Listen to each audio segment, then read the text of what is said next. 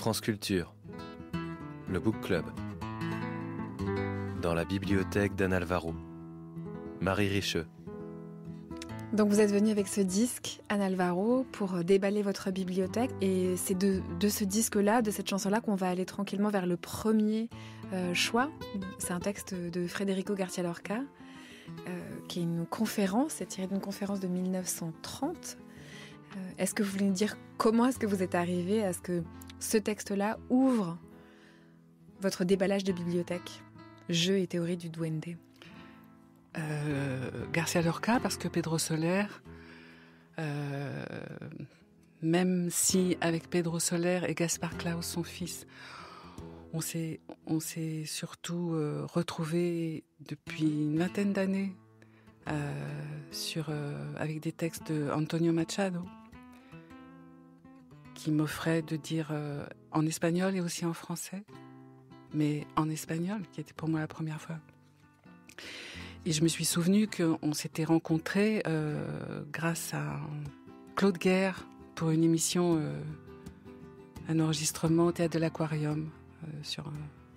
On enregistrait des textes de Lorca. Et voilà, c'est avec Lorca qu'on s'était rencontrés avec Pedro. Ça ouvre votre bibliothèque. Peut-être je vous laisse nous en lire un extrait, ou vous le lisez dans la traduction de Lynn Anselm, et c'était paru aux éditions Alia. Un jour, la chanteuse andalouse Pastora Pavón, la Niña de los Peines, sombre génie hispanique, d'une capacité de fantaisie équivalente à celle de Goya ou de Rafael El Gallo, chantait dans un petit cabaret de Cadix. Elle jouait de sa voix d'ombre, de sa voix d'étain en fusion, de sa voix couverte de mousse des bois. Et elle l'emmêlait dans sa chevelure, ou elle la trempait dans du vin de manzanilla, ou elle la perdait dans des labyrinthes obscurs et très lointains. Mais rien ne se passait. Pas le moindre effet. Le public ne réagissait pas. Pastora Pavón avait fini de chanter au milieu du silence. Alors un petit homme, seul et plein de sarcasme, un de ces petits bonshommes qui sortent tout à coup en dansant des bouteilles d'eau de vie, a dit tout bas « Viva Paris !» comme pour dire « Nous, on n'est pas là pour du savoir-faire, de la technique ou de l'habileté. On veut autre chose. » Alors, la Niña de los Peines s'est levée comme une folle, pliée en deux comme une pleureuse médiévale, et elle a avalé d'un trait un grand verre d'anis de Cassagia, brûlant comme le feu. Et là, elle s'est rassise pour chanter, sans voix, sans souffle, sans nuance. La gorge en flamme, mais avec duende.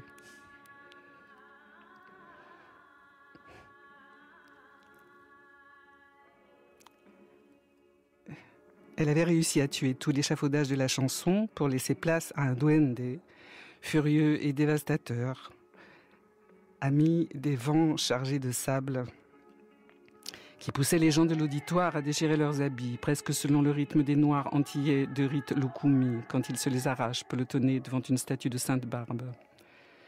La Niña de los Peines a dû se déchirer la voix parce qu'elle savait que les plus fins connaisseurs l'écoutaient, qu'il ne voulait pas de forme, mais la moelle des formes, de la musique pure qui réduit le corps à ce qu'il faut pour rester en suspens. Elle a dû appauvrir son savoir-faire et son assurance. Donc, elle a dû éloigner sa muse et demeurer sans défense pour que son duende vienne et qu'il daigne se battre à main nue. Et il faut voir comment elle a chanté.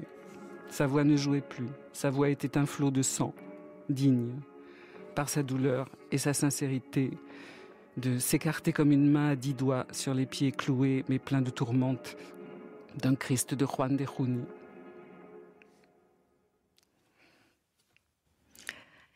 Pas les formes, mais la moelle des formes. Ouais. Oui, c'est la source, quoi, en fait. C'est toujours ça, hein. Il faut toujours revenir. Ils le disent tous, hein, les peintres comme les plasticiens, les sculpteurs, les chanteurs, évidemment les acteurs, mais peut-être aussi les écrivains. Ils parlent de la forme, bien sûr, Mais oui, la moelle des formes, ouais, on peut pas dire mieux. On peut pas dire mieux. Je sais pas comment il est traduit, la moelle des formes. Je n'ai pas regardé. Música pura con el cuerpo. No. Oyendo.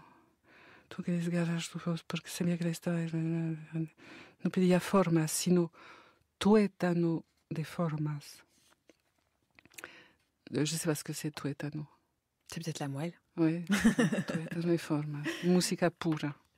Je me souviens de vous avoir un jour entendu dire que le théâtre, parfois, ça pouvait ne pas se trouver un soir et puis se trouver le soir d'après. Et souvent, les musiciens disent ça en parlant de la musique ou en parlant de duende ou en parlant de cette chose-là qui, en fait, un jour se trouve et parfois se trouve pas. Est-ce que c'est aussi ça qui vous attache au théâtre et au texte, Ana Alvaro? C'est le fait que à un moment donné, ça se trouve. C'est difficile de mettre des mots là-dessus. Et c'est d'ailleurs le génie de ce texte de 1930 de Federico García Lorca. Mais... Ouais, Casares, elle disait il y a eu théâtre ou il n'y a pas eu théâtre. C'était clair. Hein.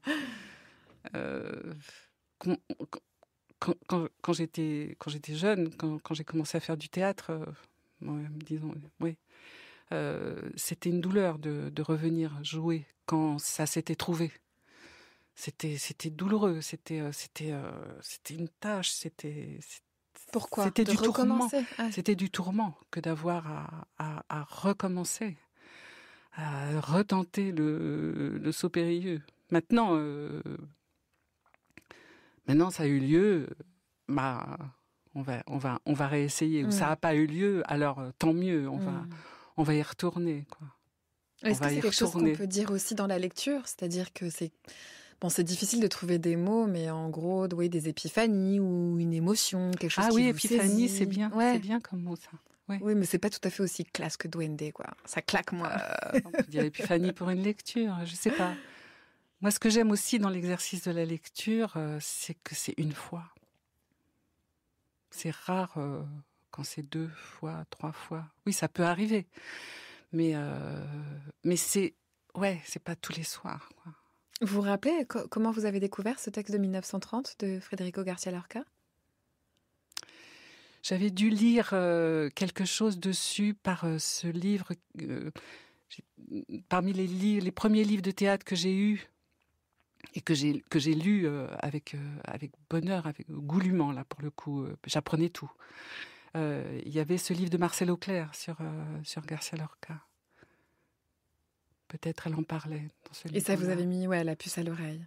Oui, ça m'était familier. Duende, le mot duende, ça m'était familier.